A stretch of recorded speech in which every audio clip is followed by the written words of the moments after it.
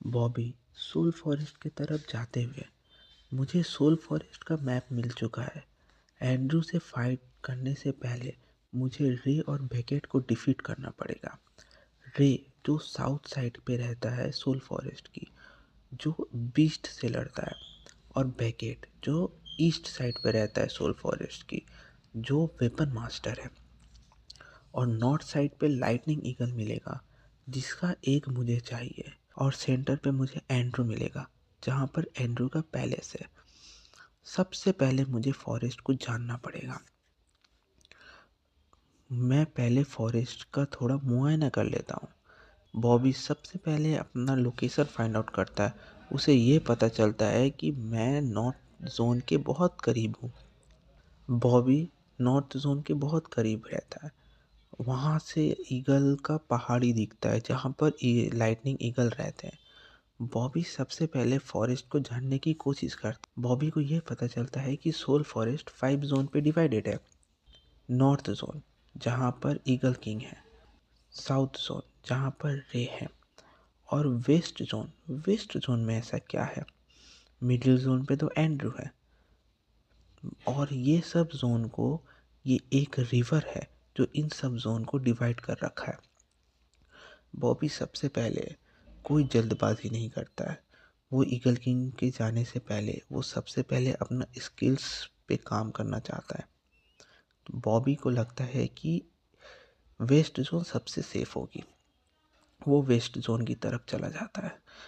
वो पहले सोचता है कि मैं अपना ईगल किंग से लड़ने से पहले मैं अपने स्किल्स पे कुछ काम कर लेता हूँ।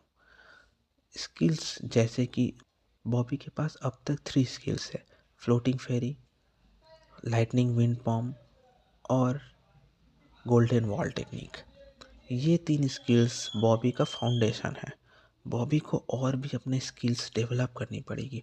बॉबी क्या करता है, मेरे पास स्किल है, मैं यहाँ पर सोल फॉरेस्ट के जो एनिमल्स है उस पे अपने स्किल्स ट्राई करता हूँ जिससे मेरा लेवल अप हो जाएगा और मेरा प्रैक्टिस भी हो जाएगा।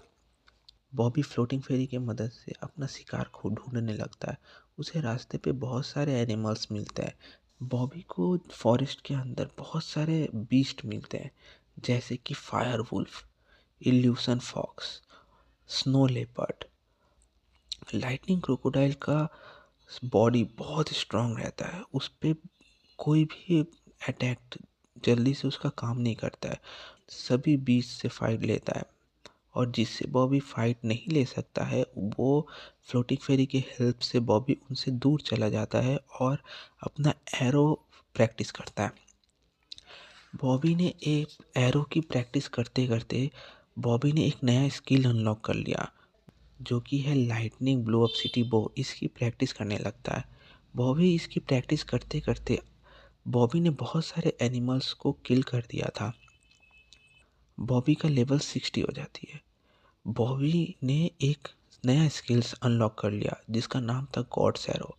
गॉड्स एरो में बॉबी को 3 एरो को एक साथ शूट करता है और तीनों एक पर्टिकुलर एरिया पे, एक पर्टिकुलर पॉइंट पे तीनों ही एरो हिट करता है। ये स्किल्स का नाम ने बॉबी ने दिया god's arrow. God's arrow god's arrow पे लाइटनिंग और विंड दोनों का स्किल मर्ज कर देता है बॉबी। विंड की हेल्प से जितने भी रेजिस्टेंस है वो सब हट जाते हैं, और लाइटनिंग के हेल्प से वो एनिमी क्रिटिकल डैमेज होता है। गॉड्स एरो के हेल्प से बॉबी बहुत क्रिटिकल डैमेज कर सकता है अपनी एनिमी को, लेकिन इसका एक रिक्वायरमेंट है। बॉबी का 30% एनर्जी गॉड्स एरो पे वेस्ट हो जाता है। इसीलिए बॉबी मैक्सिमम 4 बारी गॉड्स एरो एक एनिमी पे यूज़ कर सकता है, उसके बाद उसको रेस्ट लेने की ज़रूरत है। प्रैक्टिस करते करते बॉबी के शोल्डर पे एक ड्रैगन टैटू आ जाती है जिसका मतलब ये है कि अब वो लाइटनिंग ड्रैगन को समन कर सकता है। बॉबी बहुत सारे एनिमल्स पे क्लोज कॉम्बैट और एरो की प्रैक्टिस करता है जिसके कारण धीरे धीरे करते करते उसका लेवल 60 हो जाती है। बॉबी बॉबी वेस्ट जोन की तरफ जाने लगता है। वेस्ट जोन की तरफ जाते जाते उसे ये पता चलता है कि वो लाइटनिंग ड्रैगन को तो समन कर सकता है, लेकिन उससे बहुत डिजास्टर होता है। उसका आसपास का जितना एरिया है वो तबाह हो जाएगा और उसका जितना एनर्जी है वो एक ही बार में सब खत्म हो जाएगा। उसके बाद बॉबी कम से कम 1 घंटा कोई मूवमेंट नहीं कर सकता, बॉबी पैरालाइज हो जाता है। लेकिन ये जैसे जैसे बॉबी का लेवल अप होगा वो लाइटनिंग ड्रैगन को और भी इजीली यूज़ कर पाएगा। तो बॉबी ने ये सोचा कि मैं लाइटनिंग ड्रैगन तभी समन करूँगा जब मैं बहुत क्रिटिकल सिचुएशन में फंस जाऊँगा।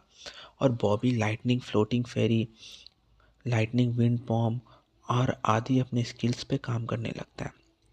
बॉबी इन तीनों स्किल्स पे मास्टर कर चुका था और गॉड सैरो को भी अच्छे तरीके से यूज़ करने लग गया था। बॉबी धीरे धीरे अब बहुत सारे सोल फॉरेस्ट के एनिमल्स को किल कर चुका था और उससे बॉबी को बहुत सारे एक्सपीरियंस पॉइंट मिले थे जिससे बॉबी का लेवल अप हो रहा था। एक बार क्या हुआ, जब बॉबी एक फाइटिंग मंकी से फाइट ले रहा था तो उसने एक लाइटनिंग विंड पॉम्प से अटैक किया।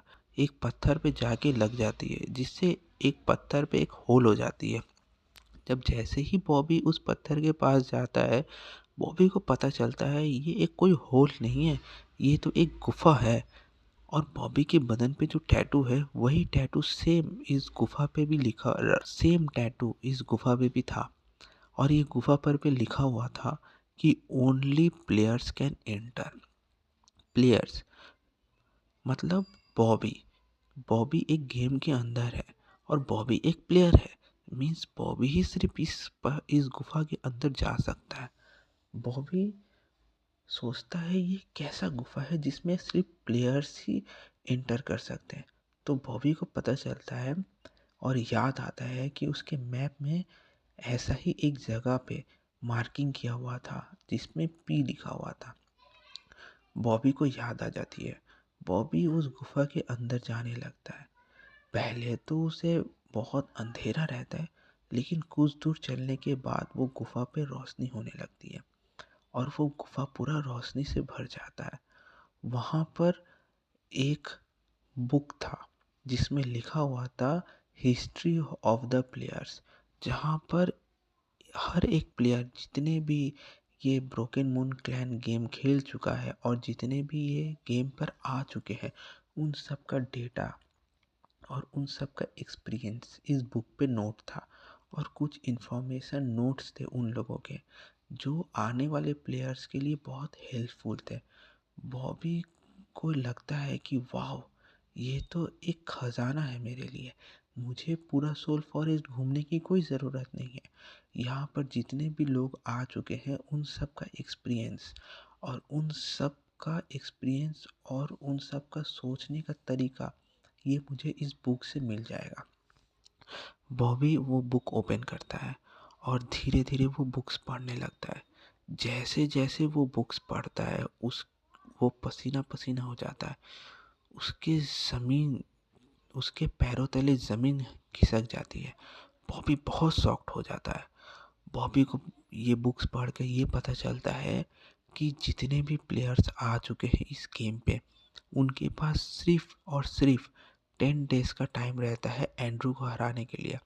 और 10 डेज बाद वो लोग अगर एंड्रू को नहीं हरा पाए तो वो लोग सोल फॉरेस्ट का एक हिस्सा बन जाते हैं। मीन्स उनका सोल उनके बॉडी से अलग कर दिया जाता है और फिर वहाँ का जो किंग है उस जोन का वो डिसाइड करता है कि वो उनको कोई एनिमल पे बना दे या उनका सोल को कैद कर ले हमेशा हमेशा के लिए। ये जिस जोन पे वो मरते हैं और जिस जोन पे उस समय रहते हैं वो जोन का किंग ये डिसाइड करता है।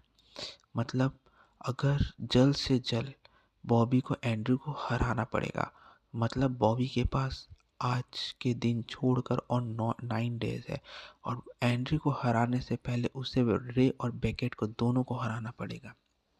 और भी उस बुक्स पे बहुत सारा लिखा हुआ था। बहुत सारे प्लेयर्स अपने अपना एक्सपीरियंस शेयर करते हैं।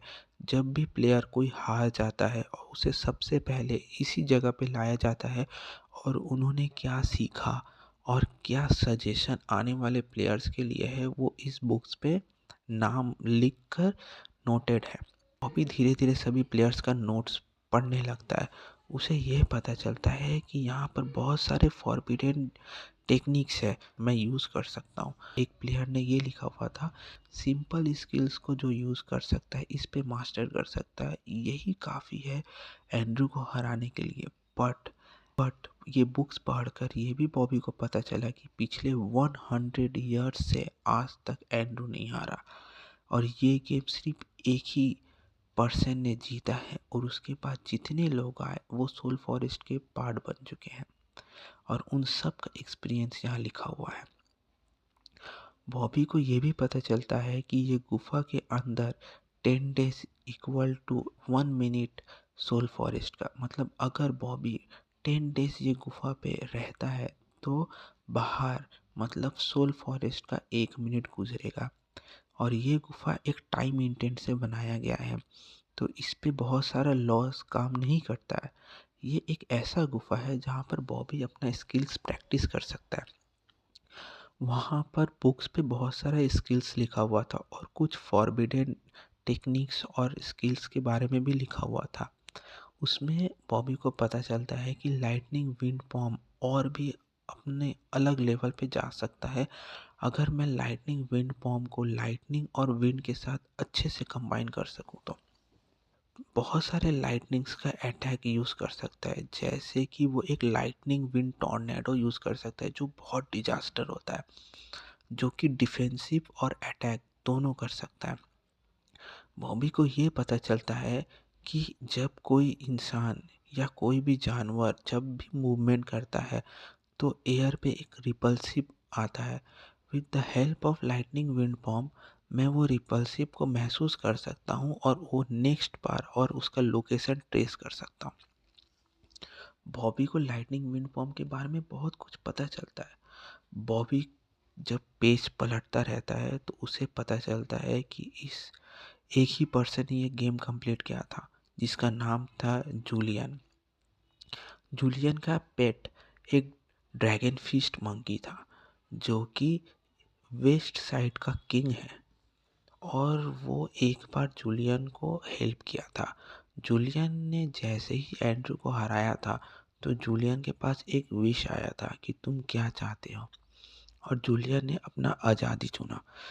जूलियन ने ये कहा कि मैं चाहती हूँ कि मेरे को ये गेम से आज़ाद कर दो और मैं अपने जगह चली जाऊँ। और जूलियन वो ड्रैगन फिश मंकी को यहीं रख कर वो अपने वापस अपने शहर पे लौट जाती है, अपने घर लौट जाती है, और उसका एक्सपीरियंस भी लिखा हुआ था।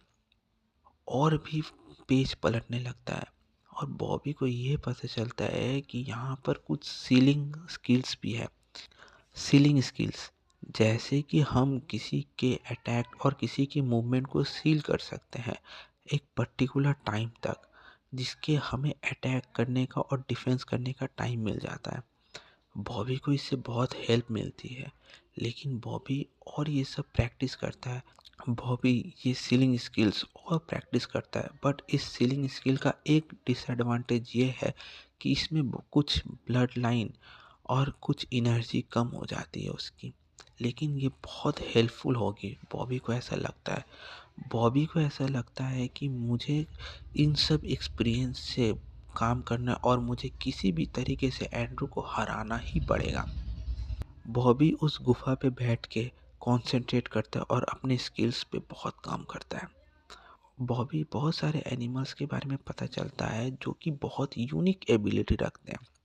बॉबी को एक पेट चाहिए, एक एनिमल जिसके साथ वो ब्लड पैक कर सके, और जितने भी लोग हैं उन सब ने यही सजेशन किया है कि एक अच्छा साथी होना बहुत ज़रूरी है एंड्रू को हराने के लिए, और बॉबी सिर्फ एक ही बार ब्लड पैक कर सकता है किसी एनिमल के साथ।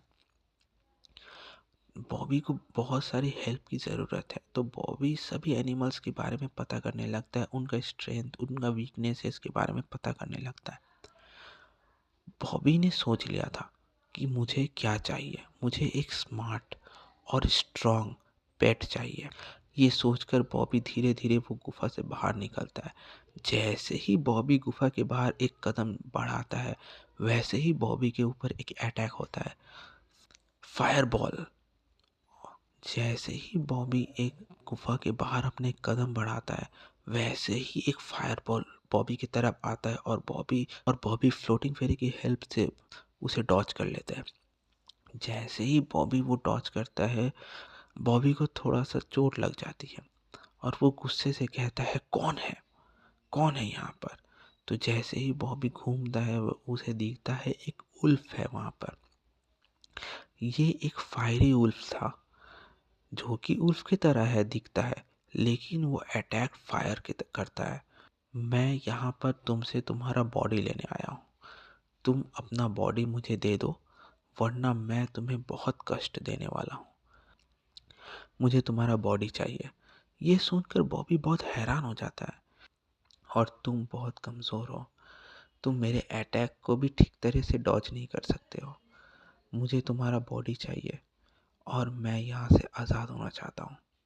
ये सुनकर बॉबी बहुत हैरान हो जाता है। बॉबी बोलता है, तुम हो कौन? तो उल्फ बोलता है, अगर ये तुम्हारा आखिरी इच्छा है तो मेरा नाम मार्कस है। मैं किसी को ढूंढ रहा था जिसके सोल के साथ मैं स्वैप करूं और मैं फिर से जाऊं और एंड्रू को हराऊं और फिर मैं अपने दुनिया पे वापस जा सकता हूं।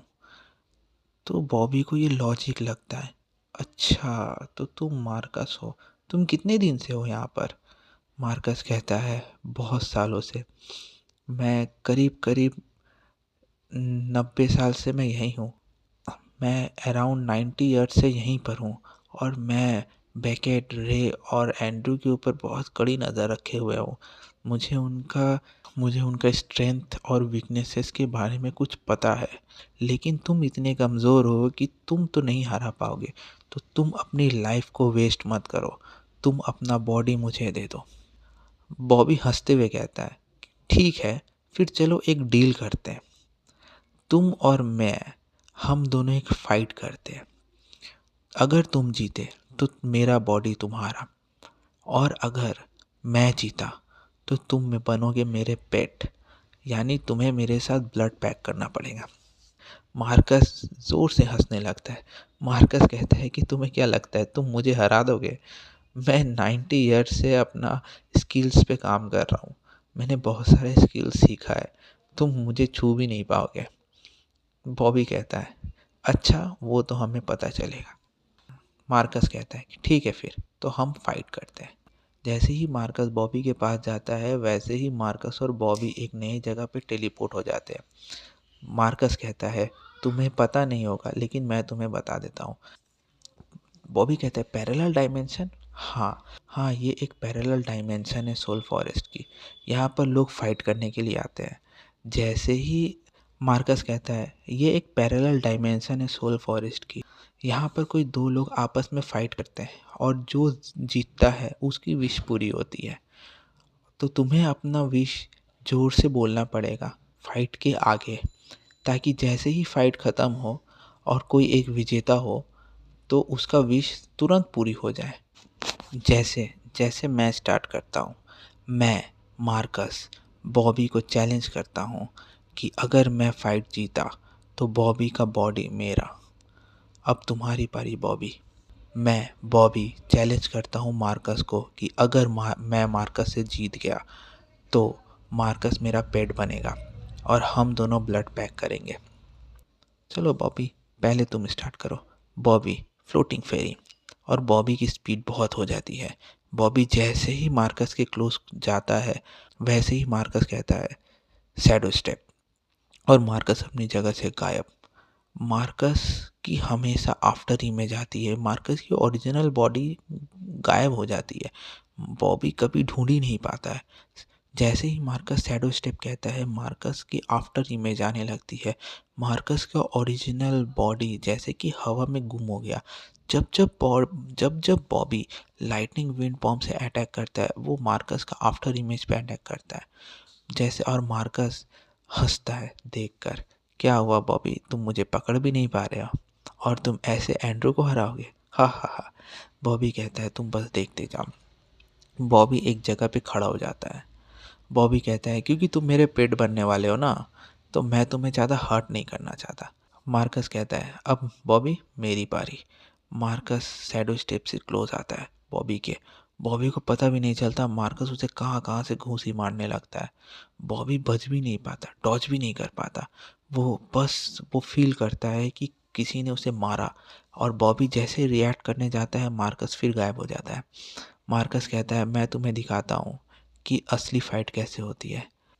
मार्कस के पास फायर पावर थी। मार्कस कहता है फायर बॉल, और बहुत सारे फायर के छोटे छोटे बॉल्स बॉबी की तरफ आने लगते हैं मीटियोराइट की तरह। बॉबी क्या करता है उन सभी से डॉज करने लगता है, और कुछ को डॉज करता है, कुछ डायरेक्ट हिट ले लेता है। वो तो अच्छा है कि बॉबी ने गोल्डन वॉल टेक्निक्स पे मास्टरी कर रखा था, जिससे उसका डैमेज काफ़ी हद तक वीक हो जाता है। फायर बहुत ही स्ट्रांग है, क्योंकि मार्कस इतने दिनों से ये सब ट्रेनिंग कर रहा है, तो उसका अटैक्स फुल परफेक्ट है। उसमें कोई भी ब्लैक स्पॉट नहीं दिखता है बॉबी को कि जिससे वो मार्कस का काउंटर अटैक कर सके। मार्कस कहता है फायर ड्रैगन, और उसका सभी बॉल्स मिलकर एक फायर ड्रैगन का रूप ले लेते हैं और बॉबी की तरफ आने लगते हैं। बॉबी कहता है अब मेरे पास कोई और रास्ता नहीं है। लाइटनिंग विंड स्टॉर्म, विंड के साथ लाइटनिंग का कॉम्बिनेशन, और इधर उधर से लाइटनिंग आने लगती है। टॉर्नेडो बॉबी के आसपास घूमने लगते हैं। जैसे ही मार्कस का फायर ड्रैगन बॉबी को हिट करने वाला रहता है, ये टॉर्नेडो सामने आ जाते हैं और मार्कस का अटैक गायब हो जाता है। बॉबी कहता है अब मैं तुम्हें दिखाता हूँ कि मैं क्या कर सकता हूँ। 3 टोर्नेडो बॉबी के आसपास घूमने लगते हैं, जो कि बॉबी का डिफेंस और अटैक कर रहे थे। लाइटनिंग विंडस्टॉर्म के कारण मार्कस का स्पीड स्लो हो जाता है, जिसके कारण बॉबी को मार्कस का ओरिजिनल बॉडी दिखने लग जाता है। बॉबी कहता है अब मैं तुम्हें एक कुछ और दिखाता हूँ। डबल गेंगर, बॉबी का 3 इमेज बन जाती है, और तीनों ही 3 कॉर्नर पे चले जाते हैं, मार्कस सेंटर पे। बॉबी कहता है सीलिंग, और जैसे ही बॉबी अपना हाथ जमीन पे मारता है, वैसे ही एक मिरर टाइप वॉल आ जाती है ट्रायंगल पे, और जिसके अंदर पर मार्कस कैद हो जाता है, और वो धीरे धीरे वो ट्रायंगल शॉर्ट होने लगती है। मार्कस बहुत कोशिश करता है तुमने ये सब फॉरबिडन स्किल कैसे सीखा। मार्कस कहता है तुमने ये सब फॉरबिडन स्किल कैसे सीखा। बॉबी हंसता है अब तुम तैयार हो जाओ मेरा पेट बनने के लिए। मैं तुम्हें ज़्यादा तकलीफ नहीं देना चाहता, क्योंकि तुम्हें अगर कुछ हो गया तो मेरा पेट कौन बनेगा। और धीरे धीरे वो सीलिंग टेक्निक सिकुड़ने लगती है, और मार्कस को धीरे धीरे बॉबी के 3 क्लोन मार्कस को 3 साइड से घेर लेते हैं। और फिर बॉबी कहता है सीलिंग आर्ट। मार्कस एक ट्रायंगुलर मिरर के अंदर कैद हो गया था। मार्कस बहुत कोशिश करता है, लेकिन मार्कस वो ट्रायंगुलर मिरर तोड़ नहीं पाता है। वो सीलिंग आर्ट, वो एक फॉरबिडन आर्ट है, जिससे मार्कस ने भी कभी यूज़ नहीं किया था। मार्कस ये देखकर बहुत शॉक्ड हो जाता है। मार्कस कहता है कि तुम्हें ये आर्ट किसने सिखाया। बॉबी कहता है नॉलेज। स्किल इम्पॉर्टेंट है, लेकिन उससे भी इम्पॉर्टेंट है नॉलेज, और कौन सा स्किल कब करना है ये टेक्निक आना चाहिए। बॉबी कहता है तुम्हें मैं कुछ और दिखाता हूँ। बॉबी अपने जगह पे खड़ा रहता है, और बॉबी अपने जगह पे खड़ा रहता है, और ये ट्रायंगुलर सील छोटा होने लगता है, जिसके बीच पे मार्कस रहता है। वो सिकुड़ने लगता है। मार्कस बहुत कोशिश करता है, लेकिन ये सीलिंग फॉरबिडन स्किल वो तोड़ नहीं पाता है। बॉबी कहता है तुम हार मानते हो। तो मार्कस कहता है कभी नहीं। बॉबी कहता है ओके, तो मेरे पास और कोई रास्ता नहीं है।